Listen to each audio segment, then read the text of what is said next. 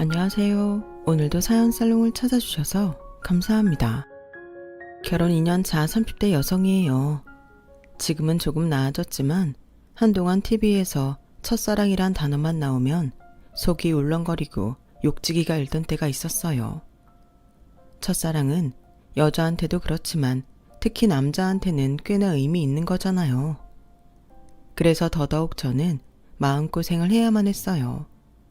바로 자칭 내 남편의 첫사랑인 손이 동서 때문이었죠.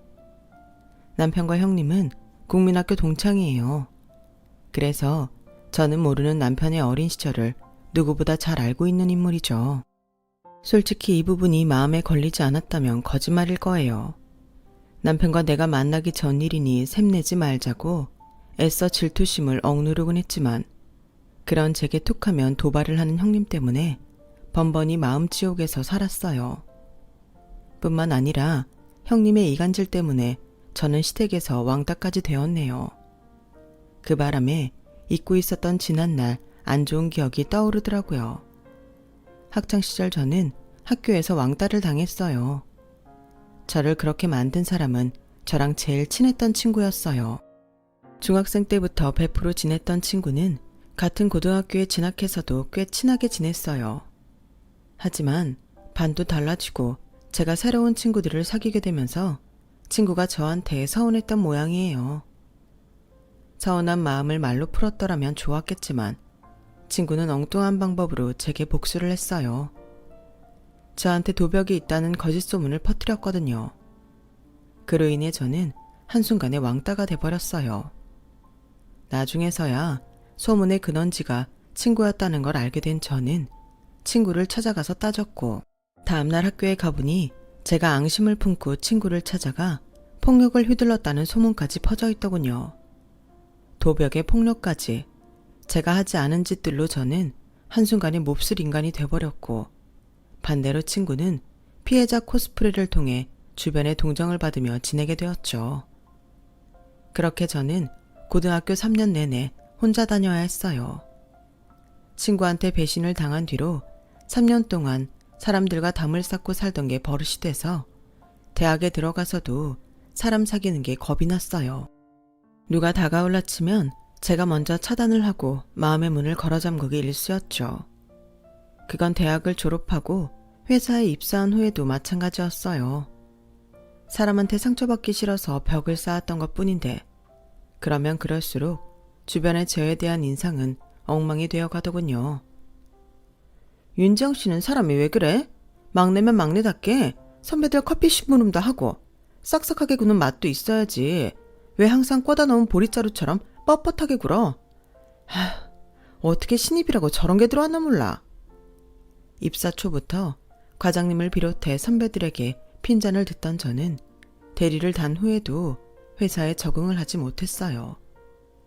맡은 일은 문제없이 해냈지만 부서원들과 좀처럼 가까워지지 못한 탓이었죠. 웃긴 건 저랑 친하지 않다는 이유로 밥도 같이 안 먹으면서 자기들 필요할 때는 야근이며 골치 아픈 업무를 떠넘기며 알차게들 부려먹더라고요. 휴가철 스케줄을 짤 때도 자기들이 다 고른 뒤에 남는 날을 저한테 넘기곤 했어요. 선배들이 이렇다 보니 저희 부서에 새로 들어온 신입들도 마찬가지였죠. 언젠가 탕비실에서 신입들이 떠드는 걸 들어보니 그동안 사무실 사람들이 저를 어떻게 생각했는지 알겠더라고요. 야, 넌 사수복도 없다.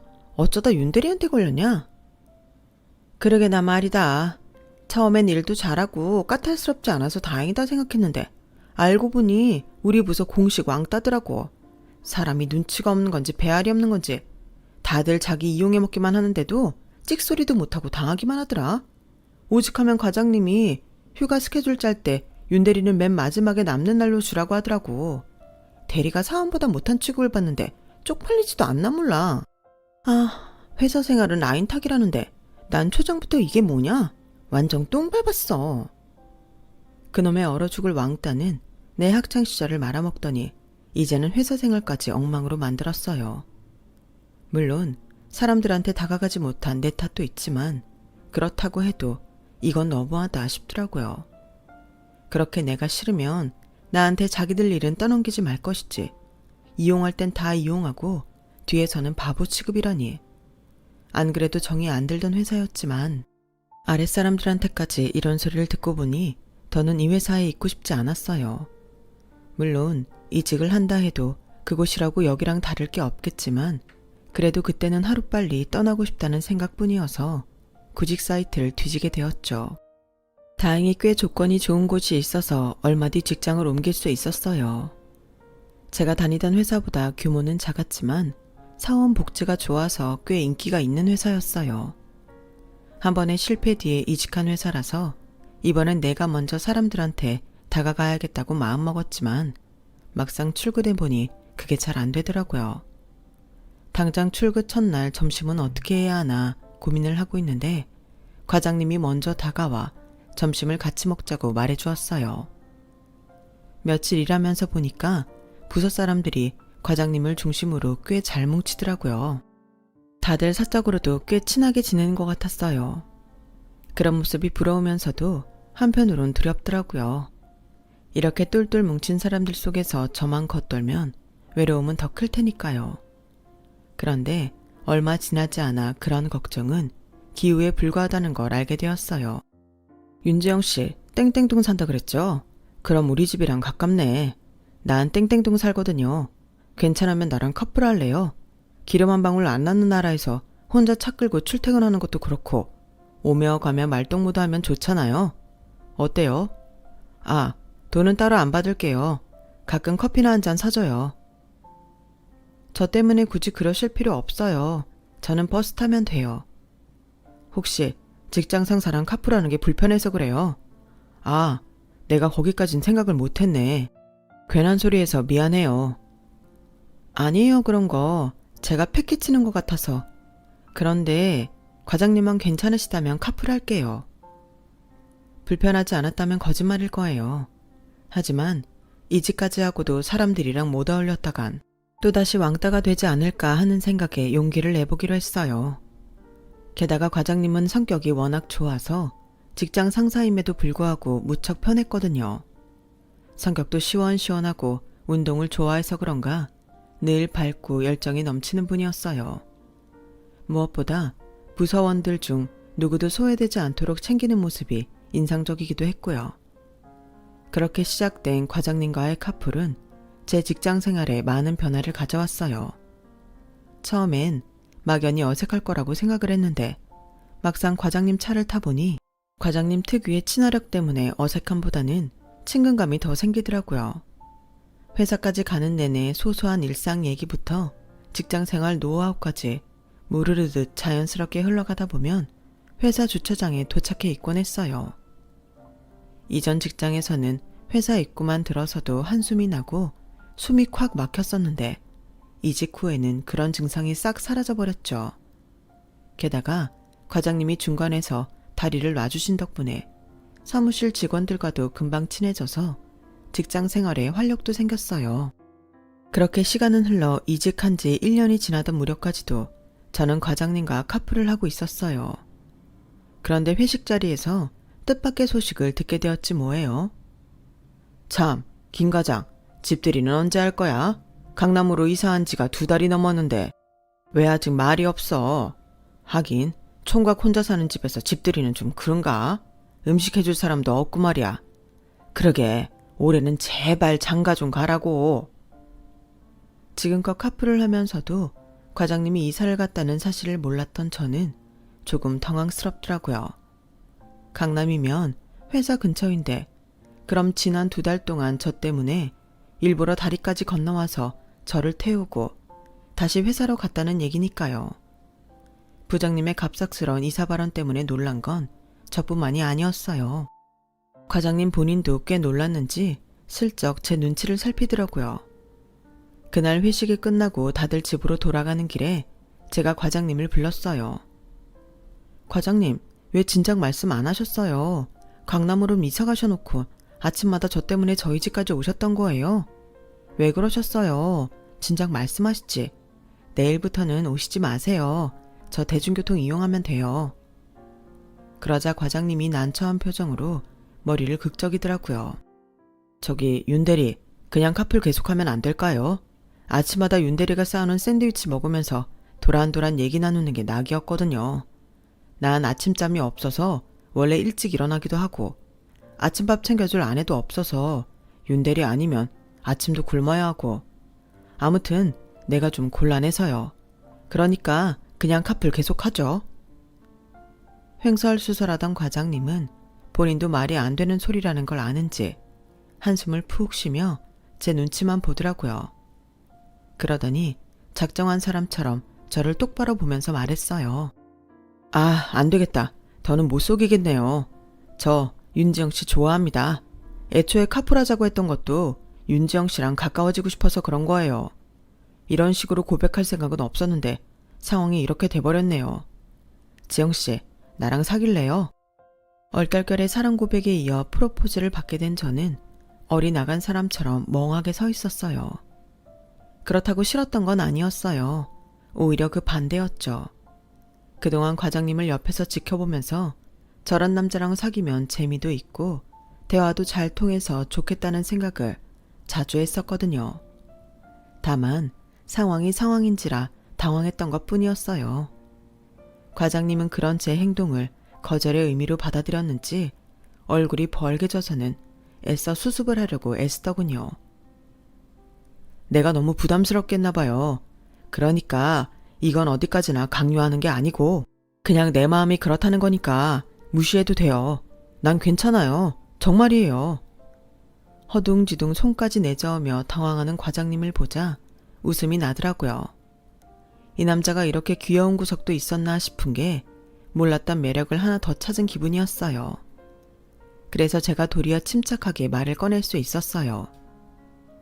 과장님은 괜찮으신지 모르지만 저는 안 괜찮을 것 같아요. 고백까지 듣고 사귀자는 말까지 들었는데 어떻게 무시를 해요? 제대로 대답해야지. 좋아요. 우리 사귀자고요. 그런데 오늘 이 프로포즈는 인정 안 할래요. 다음에 멀쩡한 정신으로 다시 해주세요. 그럼 그날부터 1일 할게요. 그제야 과장님은 긴장이 확 풀렸는지 주저앉더라고요. 그리고는 어깨가 들썩일 정도로 킥킥대며 웃었어요. 그리고 며칠 뒤 주말, 과장님과 만난 자리에서 저는 프로포즈를 다시 받을 수 있었어요. 사람 좋아하고 운동을 즐기는 과장님은 저랑 사귀기 시작한 후 그동안 주말에 하던 각종 스포츠 동호회를 정리했어요. 저랑 데이트할 시간이 필요하다는 게 이유였죠. 딱 하나 포기하지 않은 건 풋살 동호회였어요. 운동으로 스트레스를 푸는 사람인 걸 뻔히 아는데 그마저도 그만두게 하면 안 될 것 같아서 제가 계속하라고 했죠. 연애를 하는 동안에도 과장님은 한결같이 쾌활하고 활동력이 넘쳤어요. 소심하고 정적인 저와는 완전 다른 성격이었지만 오히려 그래서 함께 있으면 즐겁고 신이 나더라고요. 이직 후 1년 차에 시작한 이후로 2년 가까이 연애를 한 우리는 결혼을 하게 되었어요. 노총각 둘째 아들이 결혼을 하겠다고 하니까 시댁 쪽에서는 다들 쌍수 들고 환영하는 분위기였어요. 저희 집도 다를 바 없었고요. 둘 다 직장 번 듯 하겠다.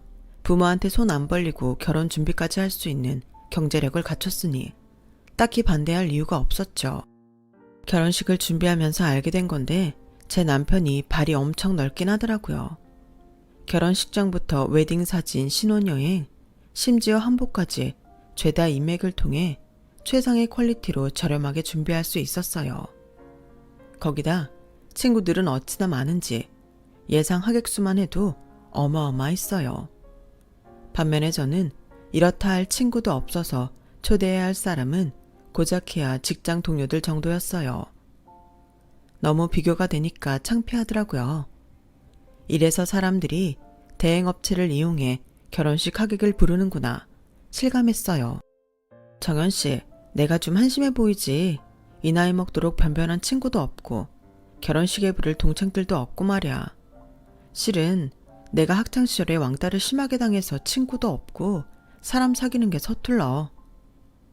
다른 사람은 몰라도 남편한테만큼은 제 과거를 털어놓아야겠다 싶어서 고등학생 시절에 당했던 일들을 얘기해 주었어요. 하필 제일 친했던 중학교 동창한테 당한 일이라서 중학교 때 친구들마저도 연락을 끊고 살았다고 말하자 남편이 제 등을 토닥여 주더라고요. 우리 지영이 장하네. 그런 일을 겪고도 이렇게 번듯하게 자라줬잖아. 대단하고 기특해.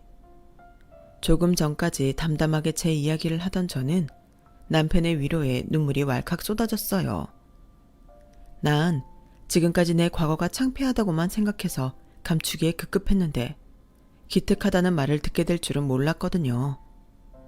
가족들한테도 말 못하고 가슴속에 꼭꼭 숨겨두었던 지난날의 아픔이 남편의 한마디에 치유가 되는 기분이었어요. 그리고 이런 생각은 결혼식 당일에도 이어졌어요. 남편은 친구가 없는 저를 배려해 자신이 활동하는 풋살 동호회 사람들을 신부 측 하객으로 초대해 주었거든요. 거기다 남편이 이전에 활동했던 각종 동호회 사람들도 신랑 측이 아닌 신부 측 지인으로 자리를 채워주었어요. 남편이 부탁한 거였죠. 덕분에 실상을 모르는 양가 부모님과 친인척들은 저를 교우관계가 좋은 사람으로 착각하게 되었어요. 지금 생각해도 제 남편처럼 사려 깊은 남자도 드물 것 같네요. 회사 근처에 집을 얻자니 강남이라 전세 보증금이 만만치 않아서 친정과 시댁이 가까운 땡땡동에 집을 구했어요. 어차피 회사 근처로 가기 힘들다면 차라리 아예 모르는 지역보다는 잘 아는 지역에서 사는 게 낫겠다 싶었거든요. 그러다 보니 생각지 못한 문제가 생기긴 했지만요. 저희 시부모님은 딱히 까탈스러운 분들은 아니셨어요.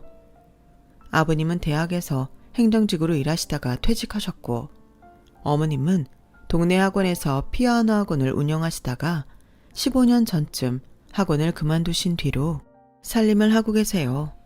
두 분 모두 여행을 좋아하셔서 국내 여행은 물론 해외로 배낭여행도 다니실 정도로 여행광이세요.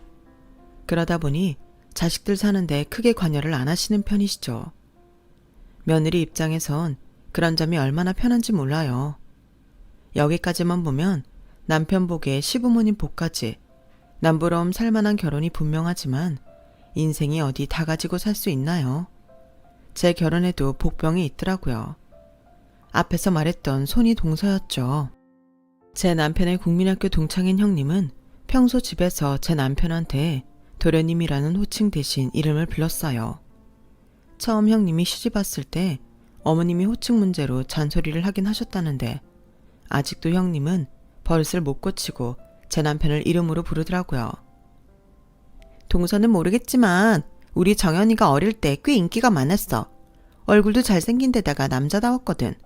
게다가 달리기는 또 얼마나 잘했나 몰라. 아, 동서는 모르겠구나. 우리 정연이 국민학생 때 학교 육상부였어. 말끝마다 동서는 모르겠지만 이라는 말을 갖다 붙이는데 나중엔 그 소리만 들어도 신물이 올라올 지경이었어요.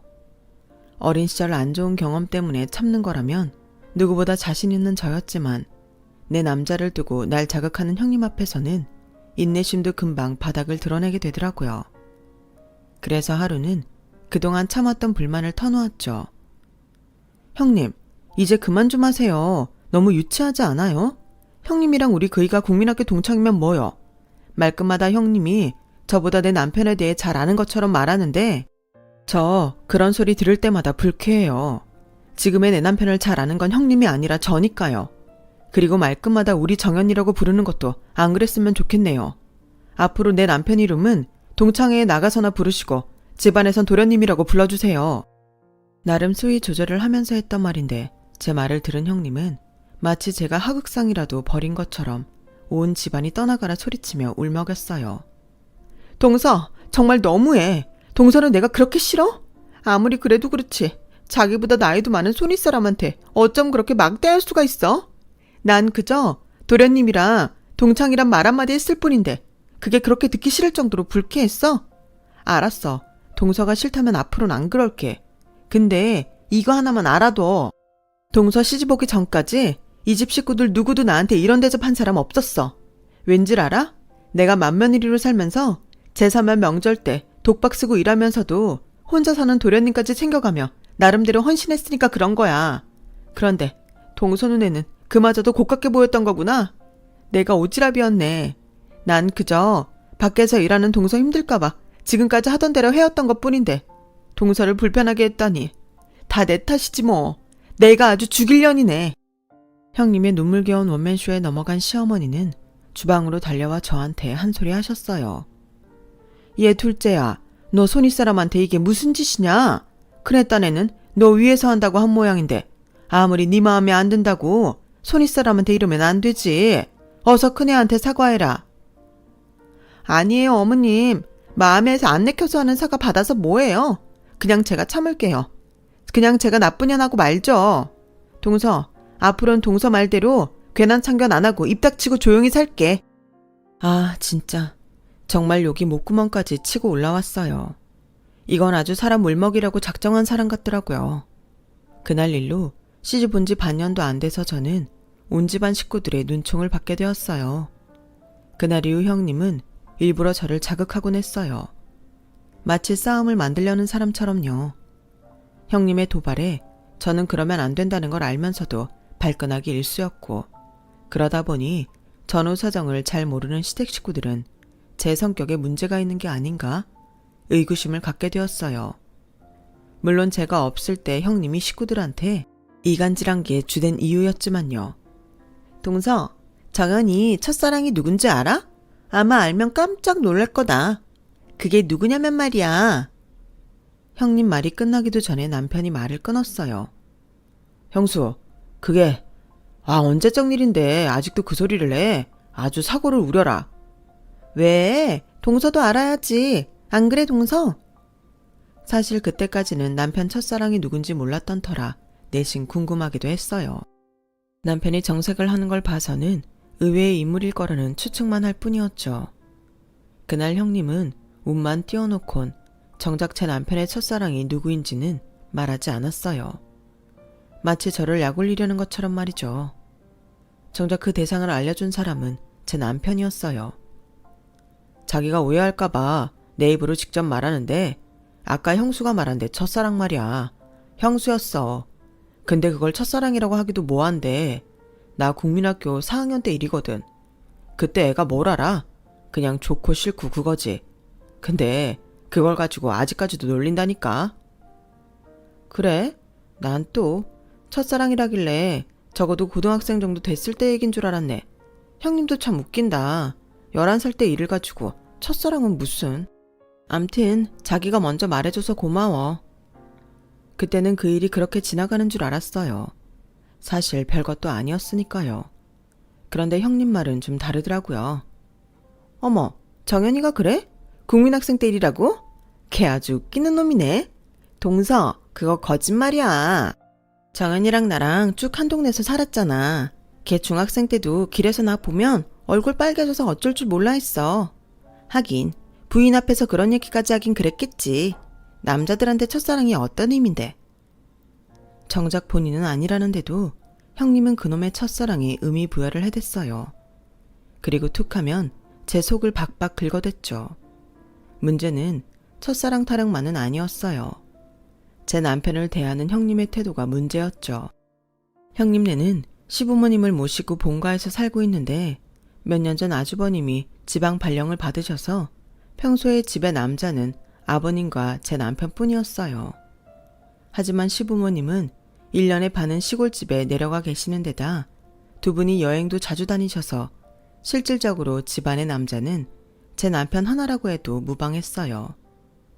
여기까지는 뭐 그렇다 칠 수 있는데 문제는 형님의 태도였죠. 마치 제 남편을 자기 남편 대용으로 생각하는 것 같았거든요. 남편 말에 따르면 형도 없는 집에서 자기한테 스킨십도 많고 너무 격이 없어서 불편할 정도였대요. 솔직히 형수랑 한 집에서 사는 게 좀 불편하더라고. 아무리 동창이라도 그렇지 형수가 내 팬티까지 손빨래 하겠다는데 어떻게 같이 살아? 그래서 한동안 회사 근처에 오피스텔 얻어서 나가 살았었잖아. 제 남편조차도 불편해하는 행동을 형님은 서슴지 않고 했고 제가 시집을 온 뒤에도 그런 버릇은 고쳐지지 않았어요. 어머, 정연이 너 허벅지 굵다. 힘 좋겠는데? 이러면서 제 남편 허벅지를 손으로 쓸어대는데 정말 욕 나올 뻔했다니까요. 그뿐인 줄 아세요? 하루는 마트에서 제 남편 속옷을 사왔더라고요. 정연아, 나 오늘 마트 가서 네 거 트렁크 팬티 샀다. 이쁘지? 딱 네 스타일이지? 너 삼각 팬티는 찡겨서 못 입잖아. 그러면서 팬티를 내미는데 순간 열이 확 오르더라고요. 형님, 지금 뭐 하시는 거예요? 형님이 왜 제 남편 속옷을 사요? 살 거면 아주버님 거나 사세요. 아, 정연이랑 난 원래 이런 거 안 가려. 동서가 몰라서 그러는데 어릴 때부터 동네에서 볼 거 안 볼 거 다 보고 자란 사이인데 이깟 팬티가 뭔 대수라고. 정연아, 너도 그렇지? 형수, 그래도 속옷은 좀 그렇지. 그거 그냥 형 줘. 난 필요 없으니까. 남편은 괜히 제 눈치를 보며 얼굴을 붉혔어요. 이쯤 했으면 그만둘 법도 한데 형님은 기어이 트렁크 팬티를 들고 주방으로 들어가 시어머니께 그러는 거예요. 어머님, 이거 좀 봐주세요. 패턴도 괜찮고 시원하겠죠? 정연이 주려고 사왔는데 어머님은 어떠세요? 그랬더니 어머님은 단순히 제품만 보시고는 잘 샀네, 시원하겠다, 이러시는 거예요. 그러자 이때다 싶었는지 형님이 제 탓을 하더라고요. 근데요, 어머님, 동서는 마음에 안 드나 봐요. 저보고 뭐라 그러네요. 에휴, 동서 무서워서 앞으로는 팬티 한 장 살 때도 동서 허락을 받아야겠어요. 성격이 저렇게 예민해서 사회생활은 잘 하나 모르겠네요. 자고로 남자는 성격이 원만한 여자를 만나야 행복한 건데 우리 도련님 참 걱정되네. 교묘하게 자기한테 유리한 말만 어머님 앞에서 전하면서 덤으로 저를 돌려가는 형님 때문에 저는 속이 부글부글 끓었어요. 매번 이런 일이 있을 때마다 제가 한마디 하면 동서는 너무 예민하다. 동서 친구 없지? 성격이 모나면 주변에 사람이 나만하질 않아. 결혼식 때 보니까 여자친구들이 없던데 혹시 학교 다닐 때 왕따였어?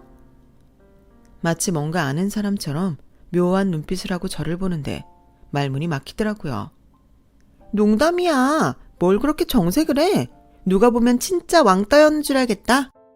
이러면서 실실대는데 정말 주먹으로 한 대 패주고 싶더라니까요. 그런데 이런 형님이 열받게 만든 사건이 생긴 거예요. 그날은 시부모님이 시골집에 다녀오신 날이라서 식구들이 다 같이 집에서 저녁을 먹게 되었어요. 주방에서 형님이랑 음식 준비를 하고 있는데 유치원에 다니는 조카가 저한테 손수 만든 초대장을 주더라고요. 작은 엄마, 이날 꼭 와주세요. 제가 제일 앞에서 춤추거든요. 꼭 보러 오세요. 초대장에는 삐뚤빼뚤한 글씨로 작은 엄마께라고 적혀 있더라고요. 그걸 본 형님은 왜 엄마한테는 안 주냐고 했더니 글쎄 조카가 뭐라고 했는지 아세요? 난 작은 엄마가 왔으면 좋겠어. 작은 엄마는 예쁘고 옷도 잘 입고 머리도 항상 예쁘게 하고 있잖아. 그래서 친구들한테 자랑하고 싶어. 그 말을 들은 형님은 얼굴이 확 굳어서는 입술을 꽉 깨문 채 아무 말도 안 했어요. 그때는 그냥 조카가 나 대신 한 방 먹여준 것 같아서 기분이 좋았는데 그날의 일로 집안이 발칵 뒤집힐 줄 누가 알았겠어요. 조카의 발표회 초대를 받은 저는 회사에 월차까지 내고 아이가 다니는 유치원에 갔어요. 그런데 유치원에 도착해보니 형님이 먼저 와 계시더라고요. 형님은 엄마들한테 둘러싸인 채 목소리 톤을 높여가며 웃고 있었어요.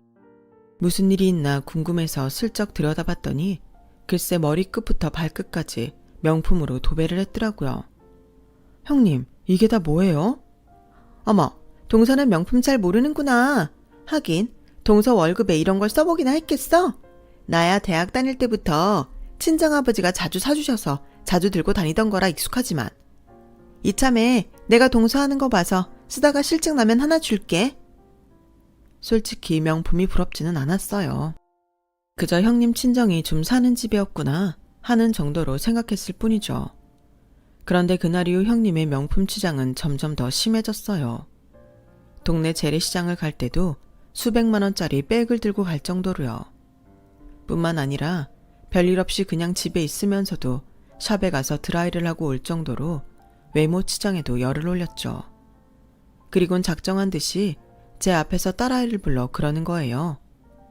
아리야, 엄마가 예뻐, 작은 엄마가 예뻐?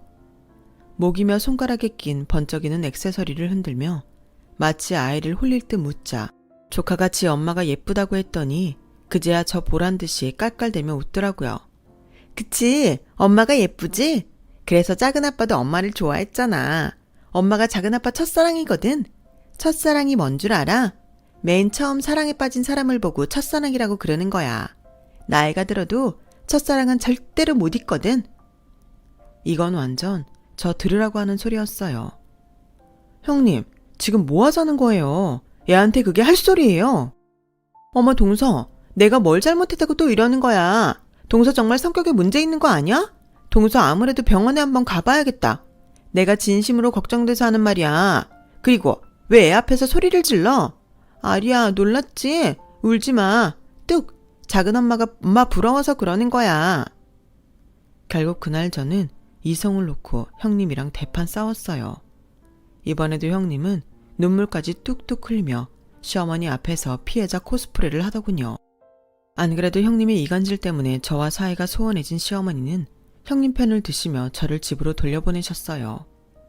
집으로 돌아온 저는 억울해서 한참을 울다가 잠이 들었고 퇴근한 남편이 퉁퉁 부은 제 눈을 보고는 무슨 일이냐고 묻더라고요. 여보, 나 정말 형님 때문에 억울해서 못 살겠어. 이젠 하다하다 애 앞에서까지 자기가 당신 첫사랑이라면서 내 속을 긁는데 정말 미치겠다니까. 어머님한테 뭐라고 했는지 어머님도 형님 편만 드시고 형님이 나보고 성격 이상이라고 병원에 가보란 소리까지 했다니까.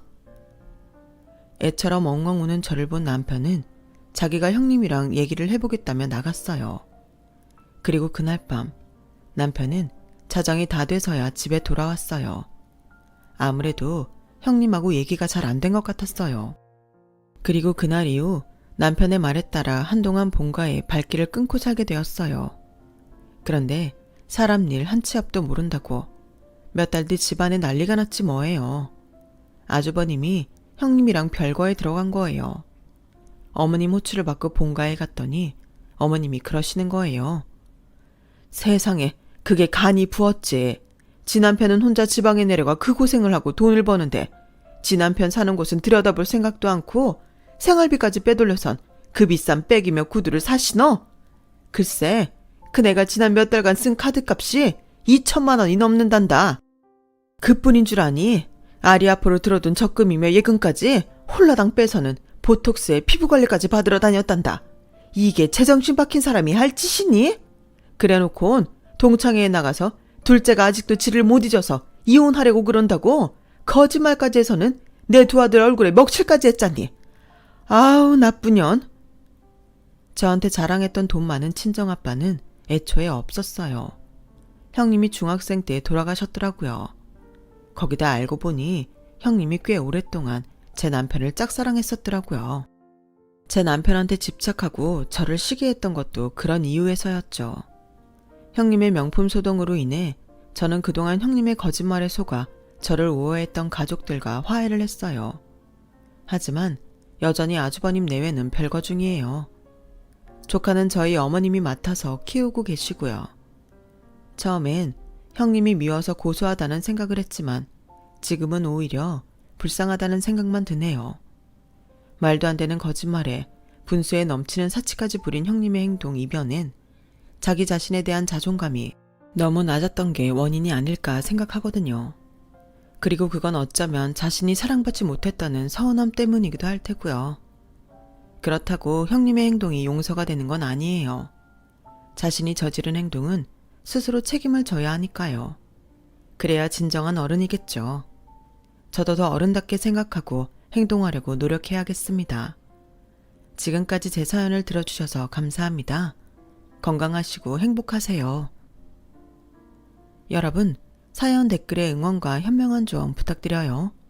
좋아요와 구독은 저에게 큰 힘이 됩니다. 오늘도 좋은 일 가득하세요.